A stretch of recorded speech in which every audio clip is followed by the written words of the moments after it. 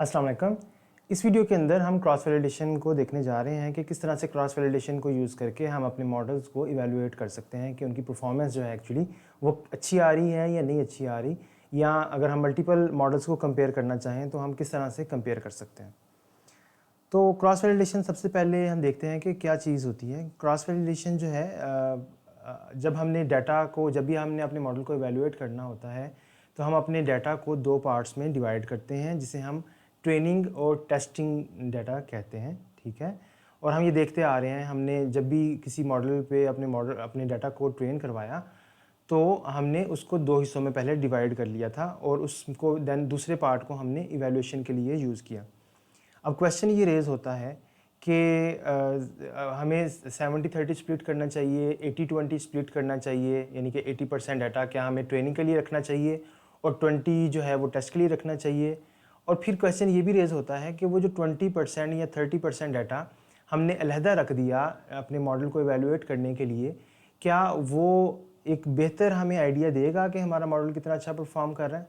क्योंकि हो सकता है कि जो डाटा हमने टेस्टिंग के लिए अलहदा करके रखा हुआ है, मे बी उसमें कुछ ऐसी करैक्टरिस्टिक्स हों कि हमारे मॉडल की परफॉर्मेंस बहुत अच्छी हो जाए या उसकी परफॉर्मेंस जो है वो बहुत बुरी हो जाए, ठीक है। तो वो सिर्फ एक सबसेट की बेस पे ये डिसाइड कर लेना कि क्या हमारा मॉडल अच्छा है या अच्छा नहीं है, तो ये कोई इतनी अच्छी चीज़ नहीं है। इस प्रॉब्लम को सॉल्व करने के लिए हम क्रॉस वैलिडेशन जो है उसको यूज़ करते हैं। तो क्रॉस वैलिडेशन के अंदर हम क्या करते हैं कि हम फॉर एग्ज़ाम्पल हमारे पास अगर डाटा है, लेट्स से हमारे पास एक डाटा जो है पड़ा हुआ है काफ़ी ज़्यादा, तो क्रॉस वैलिडेशन के अंदर हम क्या करते हैं कि उसके कुछ पार्ट्स बना लेते हैं, ठीक है। लेट्स से उसके हमने 3 पार्ट्स बना लिए। क्रॉस वैलिडेशन में हम करते क्या हैं कि लेट्स से 2 पार्ट्स जो हैं उस पर ट्रेनिंग करवा दी और एक पार्ट पे हमने टेस्टिंग करवा दी, ठीक है। तो हमारे पास स्कोर आ गया, लेट्स से उसको मैं कहता हूँ स्कोर 1। देन दूसरी दफ़ा हमने क्या किया कि हमने ये जो डाटा है हमारे पास, ये वाला जो स्प्लिट है और ये वाला जो स्प्लिट है, इस पे हमने क्या किया, इस पे हमने ट्रेनिंग करवा दी और ये वाला जो पार्ट है इस पे हमने टेस्टिंग कर ली। इसको मैं लेट्स से कह देता हूँ कि जी ये स्कोर हमारा 2 है। इसी तरह से मैं थर्ड टाइम क्या करूँगा कि अब मैं ये वाले 2 पार्ट जो हैं ये ले लेता हूँ for the sake of training, इन पे मैं ट्रेनिंग करवा लेता हूँ और ये जो एक पार्ट है इस पे मैं टेस्टिंग करवा लेता हूँ, ठीक है। तो तीनों पार्ट्स को मैंने ऐसे इवैल्यूएट कर लिया तो मेरे पास 3 जो हैं वो स्कोर्स आ गए।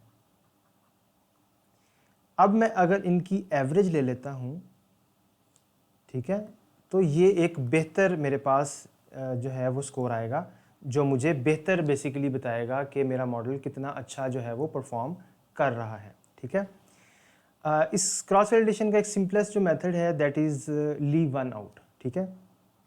Leave one out, leave one out का क्या मतलब है कि हम अगर हमारे पास 100 लेट से एग्जांपल्स हैं तो उसमें से 99 जो हैं वो एग्जांपल्स पे हम ट्रेनिंग करवाएं और एक एग्जांपल को टेस्ट करें, ठीक है। और फिर अगेन कोई डिफरेंट 99 एग्जांपल्स लें और एक डिफरेंट एग्जांपल पे हम टेस्ट करवाएं। तो इस तरह से हमारी एक टेस्ट एग्जांपल जो है वो हर दफ़ा चेंज होती रहेगी और अगर हमारे पास 100 टोटल एग्जांपल्स हैं तो 100 दफ़ा हम अपने मॉडल को इवैल्यूएट कर लेंगे इस तरह से कि 99 एग्जांपल्स पे हम ट्रेनिंग करवा रहे होंगे हर बार और एक एग्जांपल पे हम जो है अपने मॉडल को इवैल्यूएट कर रहे होते हैं। इसको हम कहते हैं लीव वन आउट, ठीक है। तो ये लीव वन आउट जो है ये देखने में तो लगता है कि ये बड़ा अच्छा प्रॉमिसिंग है, लेकिन इसमें प्रॉब्लम ये है, इसमें फिर हम एंड पे क्या करते हैं कि जितने भी हमारे पास एरर्स आते हैं, अगर हमारे पास 100 एग्जांपल्स हैं तो उसकी एवरेज ले लेते हैं, ठीक है, जैसे मैंने पहले आपको बताया था प्रीवियस स्लाइड के अंदर।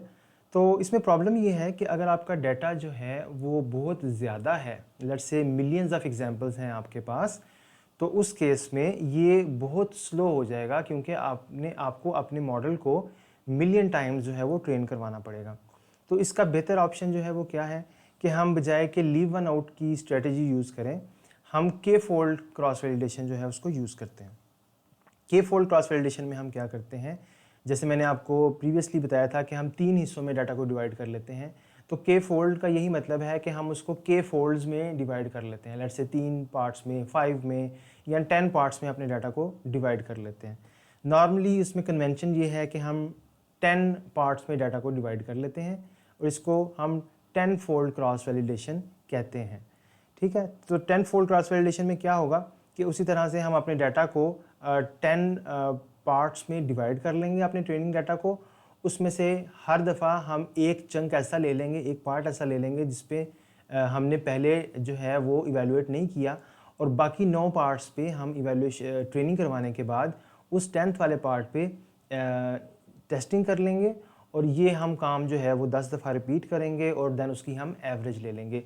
तो इस तरह से हमें एक बेहतर जो है ना वो एक आइडिया हो जाता है हमारे मॉडल की परफॉर्मेंस का, कि हमारे मॉडल की परफॉर्मेंस जो है वो किस तरह से आ रही है। ठीक है, तो ये आपने ये भी चीज़ ध्यान में रखनी है कि ये जो वैलिडेशन हम कर रहे हैं ये ट्रेनिंग डाटा पे ही कर रहे हैं।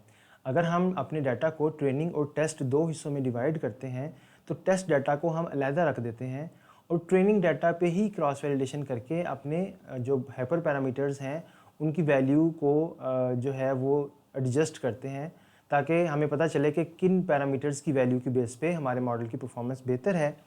देन वो मॉडल और उन पैरामीटर्स को हम यूज़ करते हैं अपने टेस्ट डाटा पे, और वो हमारी जो इवैल्यूएशन है वो हमारी फाइनल इवैल्यूएशन होती है, जिससे हमें अपने मॉडल की परफॉर्मेंस का पता चलता है।